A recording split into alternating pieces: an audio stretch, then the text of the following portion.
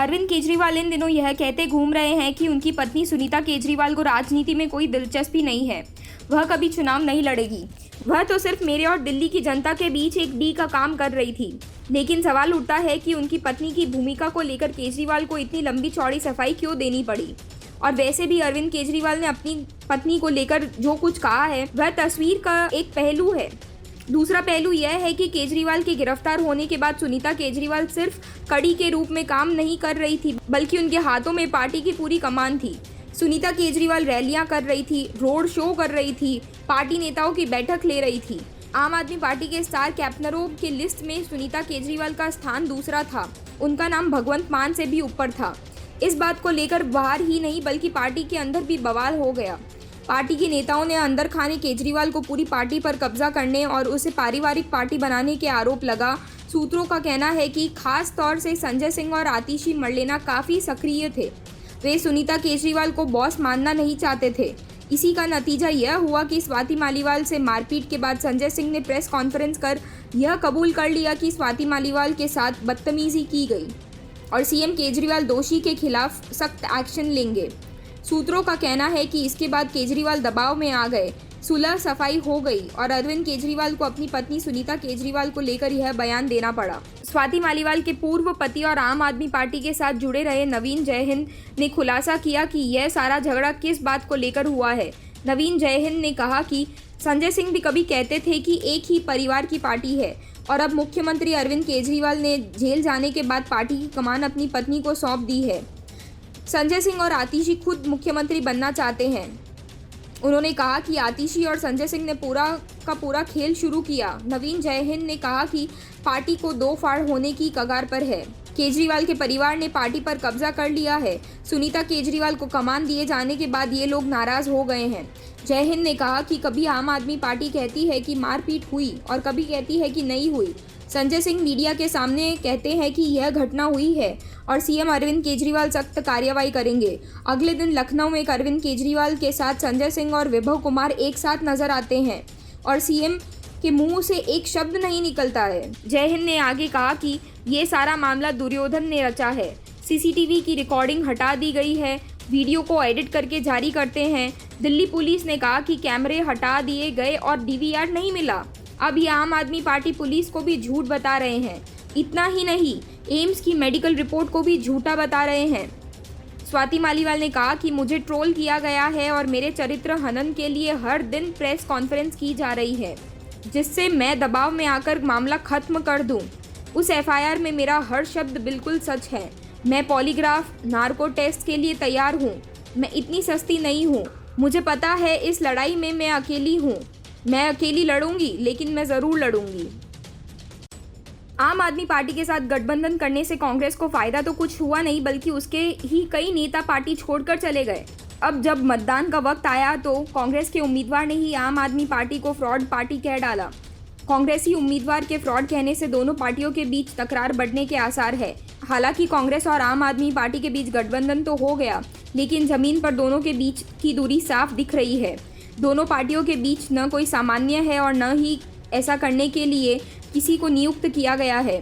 दोनों पार्टियों के बीच न कोई समन्वय है और न ही ऐसा करने के लिए किसी को नियुक्त किया गया है। दोनों पार्टियों के बीच इस बात को लेकर कभी कोई बैठक तक नहीं हुई। इस बीच कांग्रेस के प्रत्याशी धर्मवीर गांधी ने आम आदमी पार्टी पर जमकर हमला बोला है। उन्होंने कहा कि यह फ्रॉड पार्टी है। उन्होंने कहा कि आम आदमी पार्टी के साथ गठबंधन एक मजबूरी है। फिलहाल आम आदमी पार्टी पर भरोसा नहीं किया जा सकता। उन्होंने कहा कि पंजाब में मुख्य विपक्षी पार्टी कांग्रेस है। अगर हम राज्य में भी साथ मिलकर चुनाव लड़ते तो आम आदमी पार्टी की एंटी इनकम्बेंसी का असर हम पर भी होगा। ऐसे में 2027 के चुनाव में कांग्रेस कमज़ोर हो जाएगी। धर्मवीर गांधी आम आदमी पार्टी से 2014 में आम आदमी पार्टी के टिकट पर जीतकर पटियाला से सांसद थे। हाल ही में उन्होंने कांग्रेस ज्वाइन की थी और कांग्रेस ने उन्हें पटियाला से उम्मीदवार बनाया। उन्होंने कहा था कि आम आदमी पार्टी से देश के हज़ारों लोगों ने मार खाई है। हम सबको लगा था कि देश में बदलाव का कोई झोंका आया है, लेकिन हमारा सपना टूट गया। धर्मवीर गांधी एक बड़े हृदय रोग विशेषज्ञ हैं। 2011 से वह आम आदमी पार्टी के साथ एक्टिव थे। इसके बाद 2014 में उन्हें आम आदमी पार्टी ने पटियाला लोकसभा सीट से चुनाव में उतारा। उन्होंने परनीत कौर को हराया। हालांकि 2016 में ही उन्होंने आम आदमी पार्टी को छोड़ दिया। उन्होंने नवा पंजाब नाम की अलग ही पार्टी बनाई, लेकिन 2019 के चुनाव में उन्हें हार का सामना करना पड़ा। इस बार धर्मवीर गांधी का मुकाबला एक बार फिर परनीत कौर से है। वह बीजेपी के टिकट पर पटियाला से चुनाव लड़ रही हैं।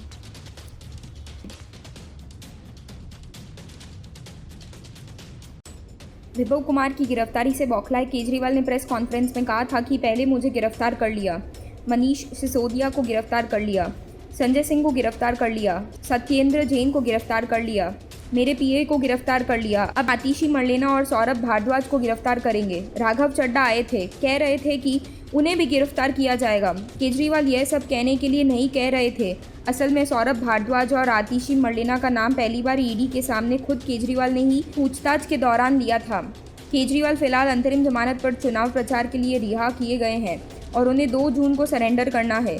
केजरीवाल तो तिहाड़ वापस चले जाएंगे, लेकिन आतिशी मरलेना और सौरभ भारद्वाज के लिए तो उन्होंने बड़ी मुसीबत खड़ी कर दी है। ईडी ने यह बात कोर्ट को भी बताया कि केजरीवाल ने पूछताछ के दौरान अपने 2 मंत्रियों सौरभ भारद्वाज और आतिशी का नाम लिया था। ईडी का दावा है कि केजरीवाल ने उन्हें पूछताछ में बताया है कि विजय नायर उन्हें नहीं बल्कि आतिशी और सौरभ भारद्वाज को रिपोर्ट करता था। ईडी ने कोर्ट को बताया कि केजरीवाल ने पहली बार दिल्ली शराब घोटाला केस में अपने 2 मंत्रियों का नाम लिया है।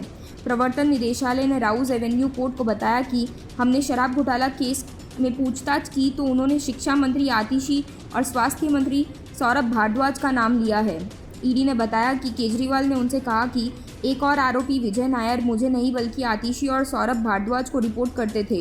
ईडी ने बताया कि हमने केजरीवाल को शराब बनाने वाले थोक विक्रेताओं, खुदरा विक्रेताओं और यहाँ तक कि दिनेश आशीष और अभिषेक बेनपल्ली जैसे बिचौलियों सहित शराब के व्यवसाय में शामिल अन्य सह अभियुक्त व्यक्तियों के सबूत दिखाए। यही नहीं, ईडी का कहना है कि उन्होंने केजरीवाल और विजय नायर के 10 से अधिक बैठकों के भी सबूत पेश किए। जांच एजेंसियों ने कहा कि लेकिन केजरीवाल ने इन व्यक्तियों के बारे में अनभिज्ञता का दावा कर सवाल टाल दिया। ईडी ने यह भी बताया कि सबूत में हवाला की मदद से लगभग 45 करोड़ रुपए ट्रांसफ़र होने के साक्ष्य दिखाए गए। इसकी पुष्टि के लिए सीडीआर स्थानों, कॉल रिकॉर्ड, गोवा में हवाला फर्म के जब्त किए गए आईटी डेटा, आंशिक नकद और आंशिक बिल में किए जा रहे भुगतान के प्रमाण और व्हाट्सएप की मदद से ली गई है। हालांकि ईडी ने कहा कि केजरीवाल ने कहा कि वह इस बारे में नहीं जानते। ईडी ने यह भी बताया कि हवाला के माध्यम से 45 करोड़ रुपए इकट्ठा करने वाले इस व्यक्ति को भी आम आदमी पार्टी के सीधे अपने बैंक खाते में 2,20,340 रुपये मिले हैं। सभी सबूत दिखाने के बाद भी केजरीवाल इससे अनजान बने रहे। विजय नायर आम आदमी पार्टी के संपर्क प्रभारी रह चुके हैं। इसके अलावा एंटरटेनमेंट जगत में भी बड़ा नाम है। वह ओनली मच लाउडर के भी संस्थापक रह चुके हैं। यह एक एंटरटेनमेंट और इवेंट मीडिया कंपनी है। वह इसके सीईओ और डायरेक्टर भी रह चुके हैं। विजय नायर के बारे में ईडी पहले ही कह चुकी है कि वह दिल्ली सरकार के कैबिनेट मिनिस्टर के आवास में बैठकर आबकारी नीति बना रहा था। वह सीएम के ऑफिस में भी काम करता था, लेकिन केजरीवाल ने यह कहकर मामले को टाल दिया कि सीएम ऑफिस में कौन काम करता है, इसकी उन्हें जानकारी नहीं थी। अरविंद केजरीवाल की आंख के तारे विभव कुमार पर कोर्ट ने कोई रहम नहीं दिखाया और 4 दिन के लिए न्यायिक हिरासत में भेज दिया। स्वाति मालीवाल मामले में विभव कुमार 28 मई तक न्यायिक हिरासत में रहेंगे। आमतौर पर न्यायिक हिरासत 14 दिनों की होती है, लेकिन पुलिस ने सिर्फ 4 दिन की ही हिरासत मांगी है। हो सकता है कि इसके पीछे पुलिस की कोई रणनीति हो जिसका खुलासा वक्त आने पर हो। पुलिस के अनुरोध को कोर्ट ने स्वीकार कर लिया। दिल्ली पुलिस ने बताया कि कोर्ट के निर्देशों के अनुसार हमने परिवार के सदस्यों और वकील को विभव कुमार से मिलने की अनुमति दी थी। विभव के वकील ने कहा कि न्यायिक हिरासत या पुलिस हिरासत दोनों ही में आरोपी की स्वतंत्रता को प्रभावित किया जा सकता है। किसी भी चीज़ की मांग उचित होना चाहिए। विभव के वकील ने कहा कि न्यायिक हिरासत 14 दिन की होती है, लेकिन पुलिस 4 दिन की न्यायिक हिरासत की मांग कर रही है।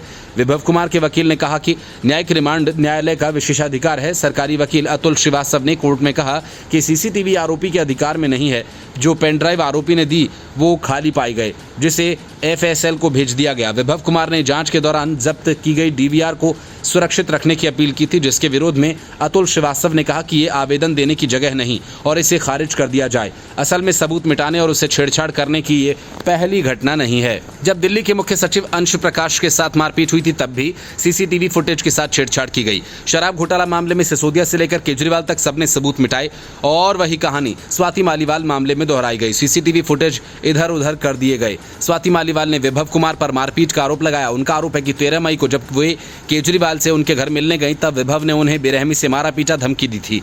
शिकायत के मुताबिक विभव ने उन्हें 7-8 थप्पड़ मारे, नीचे घसीटा, उसके बाद उन्हें लात मारी। स्वाति मालीवाल की तरफ से FIR दर्ज कराए जाने के बाद पुलिस ने विभव को गिरफ्तार कर लिया। पुलिस ने विभव को कोर्ट में पेश किया, जहां से उन्हें 5 दिन की पुलिस कस्टडी में भेज दिया गया। इस दौरान पुलिस क्राइम सीन रिक्रिएट करने के लिए विभव को दोबारा CM आवास भी ले गई। इससे पहले स्वाति मालीवाल को ले जाकर भी क्राइम सीन रिक्रिएट किया गया था। जांच के दौरान पुलिस विभव को मुंबई भी लेकर गई थी। बताया जा रहा था कि विभव ने मुंबई में अपना फोन फॉर्मेट किया था और ऐसे में ये पता करने के लिए कि फोन मुंबई में कहां और कैसे फॉर्मेट किया गया, पुलिस विभव को मुंबई ले गई ताकि डेटा रिट्रीव किया जा सके। और इस दौरान दिल्ली पुलिस ने जो सबूत बरामद किए वे मुंबई एयरपोर्ट के नजदीक के इलाके में थे।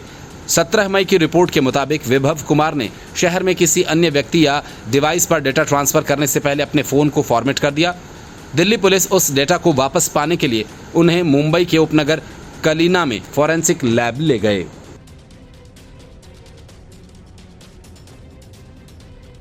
Bureau report, news of India. जैसे जैसे अरविंद केजरीवाल के सरेंडर करने की तारीख करीब आती जा रही है और साथ ही चुनावी नतीजों की, वैसे आम आदमी पार्टी की बौखलाहट बढ़ती ही जा रही है। इसी बौखलाहट में जिस पार्टी का लोकसभा में एक भी सांसद नहीं, उसने ED, CBI और इनकम टैक्स विभाग के अफसरों को सीधे धमकाना शुरू कर दिया।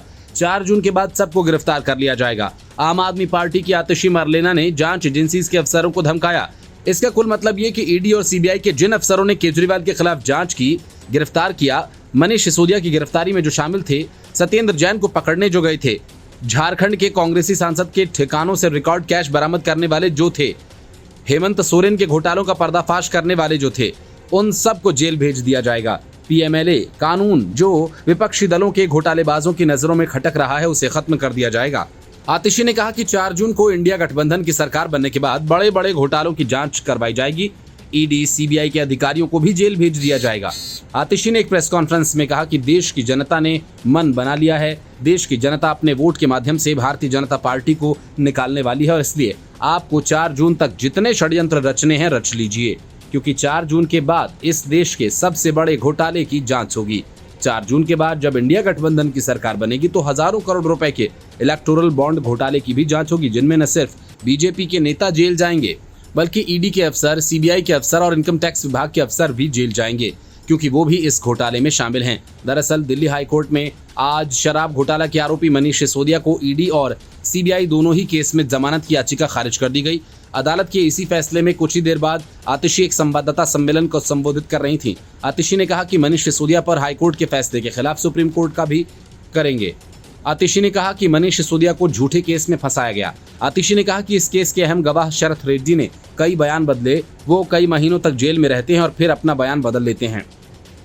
जब वो आम आदमी पार्टी के खिलाफ बयान देते हैं तब उन्हें बेल मिल जाती है। बिल्कुल साफ है कि इस केस में आम आदमी पार्टी के खिलाफ बहुत बड़ी साजिश चल रही है। ED के पास कई सवालों का कोई जवाब नहीं, लेकिन PMLA एक ऐसा कानून है जिसमें बेल मिलना बहुत मुश्किल है। आतिशी ने आगे कहा कि जांच एजेंसीज का इस्तेमाल बीजेपी एक राजनीतिक हथियार के तौर पर कर रही है और आम आदमी पार्टी पर हमला किया जा रहा है। आतिशी ने कहा कि अब भारतीय जनता पार्टी का अंत करीब है। ये पूरा केस दबाव में लिए गए बयानों के आधार पर बना हुआ है। गवाहों पर आम आदमी पार्टी और हमारे नेताओं के खिलाफ बयान देने का दबाव बनाया जाता है।